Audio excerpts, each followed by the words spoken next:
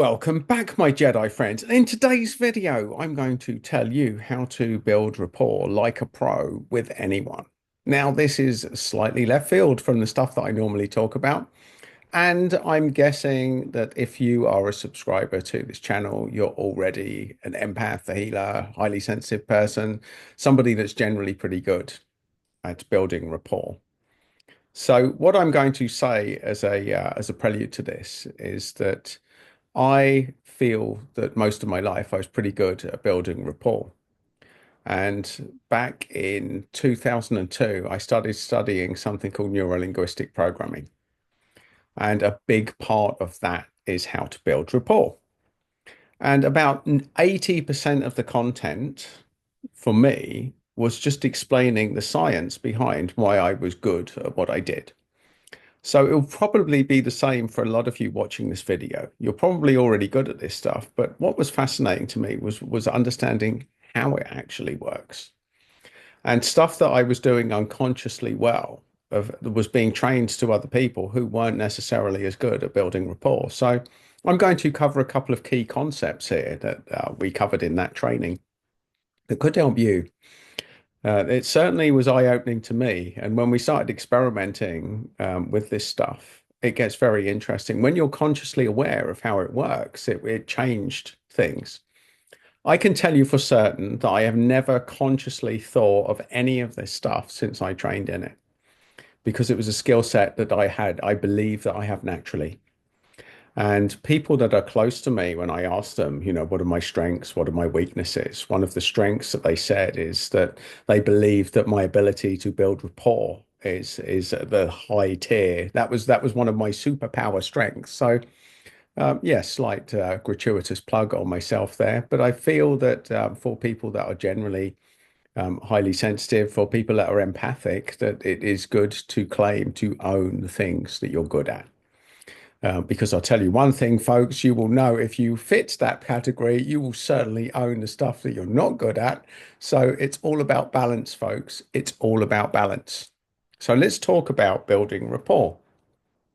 Now, a lot of building rapport is when people are like each other, they like each other. That sentence, it it speaks volumes. That one sentence, everything's like that. Finding points of commonality is the key to building rapport. Key to building rapport, folks. So, a couple of things I used to do as a nurse that I believe, retrospectively, when I look back at them, gave me a superpower, strength, or advantage over other nurses. And it's the little things that make the big difference. So, I used to work mainly in a medical ward, and the medical ward was where people came just after they'd come out of A&E or the emergency room if you're in the States. So we were the first ward. Now, I did work in the emergency room or A&E. I've worked all over, but I spent most of my time in an admissions ward. And so I knew that the demographic of my patient were they came in with acute medical problems. Usually they'd had a heart attack or chest pain. They were up on an infusion, things like that. So they'd had like major disruption to their system. And the average stay in A&E was about 7 or 8 hours. And quite often they hadn't had a drink. So I knew that when people got to us, they'd had the same questions 4 or 5 times. They were dehydrated.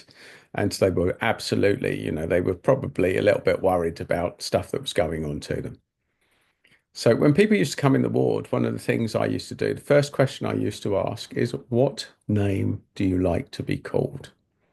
Now, that's a very interesting question, folks, that most people take for granted. My name is Adam. I'm quite happy with the name Adam. Some of my friends call me Ads.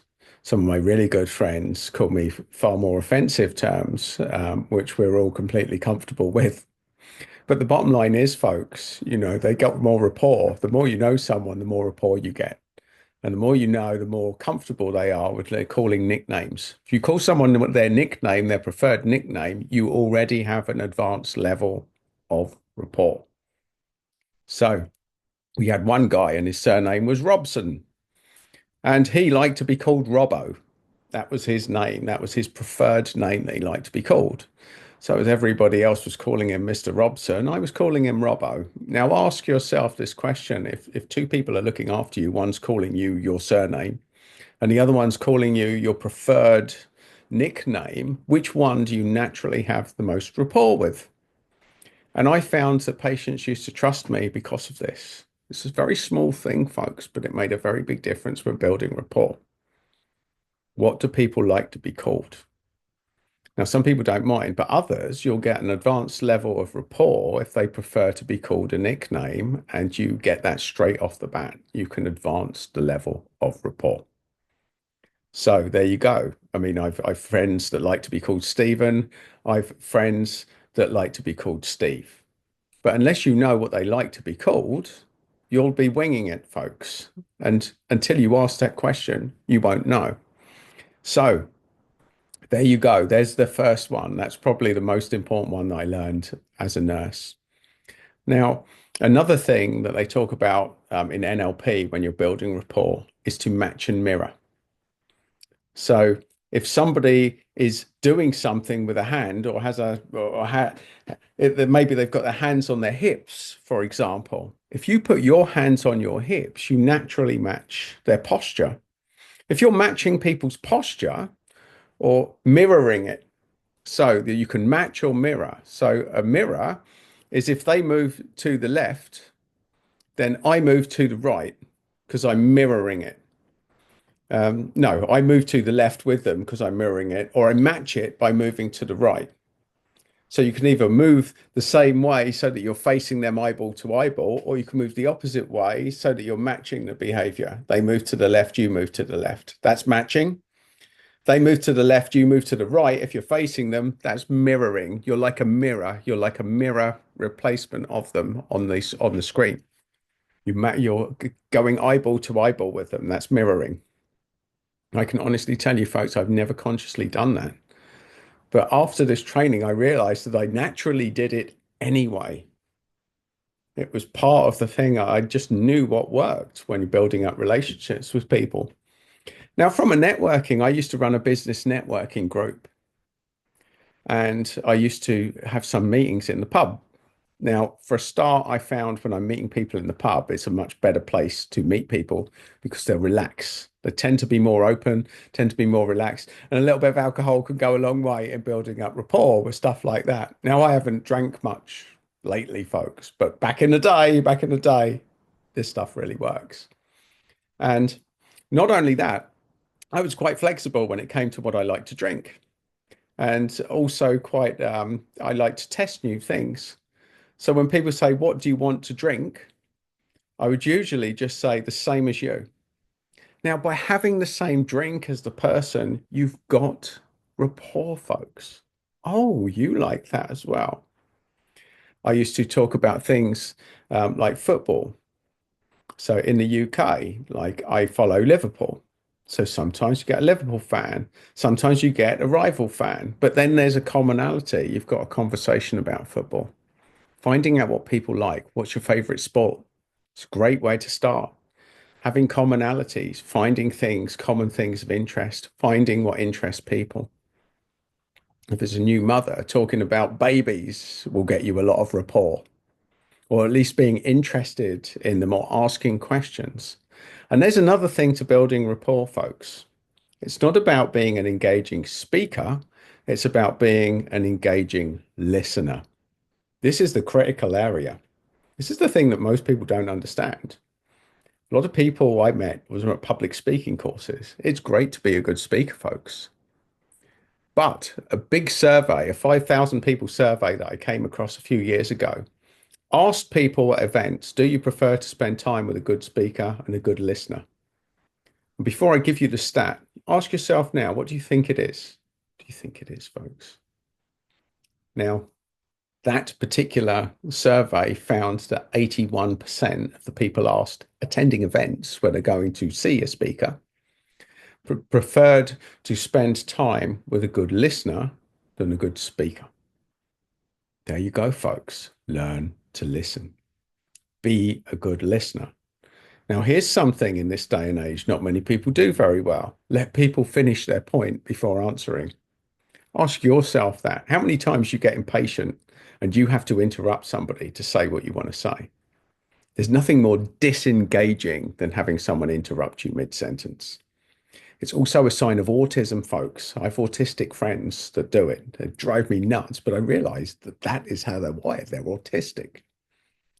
Some people will call it rude. Some people will call it disengaging, but it is a clear sign of autism if you've got a close friend that never lets you finish a sentence.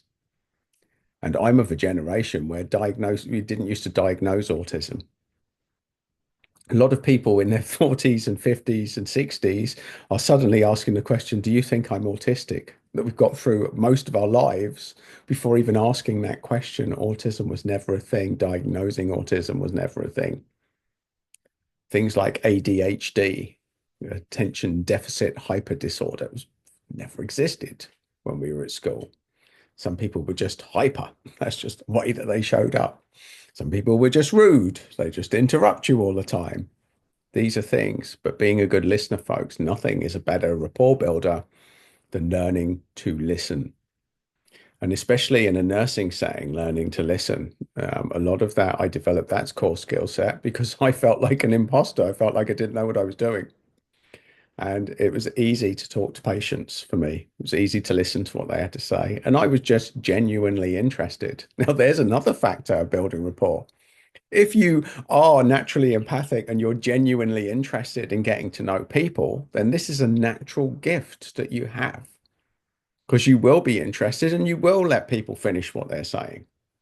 I've got some incredible friends that are brilliant listeners, and I love spending time with them because they're brilliant listeners, folks. They're brilliant listeners. So there you go. I could talk about this topic. Indeed, I have talked about this topic at length, but that should get you going, folks. Plant some seeds of things that are important in communication, things that make a difference, things that help you build rapport with people.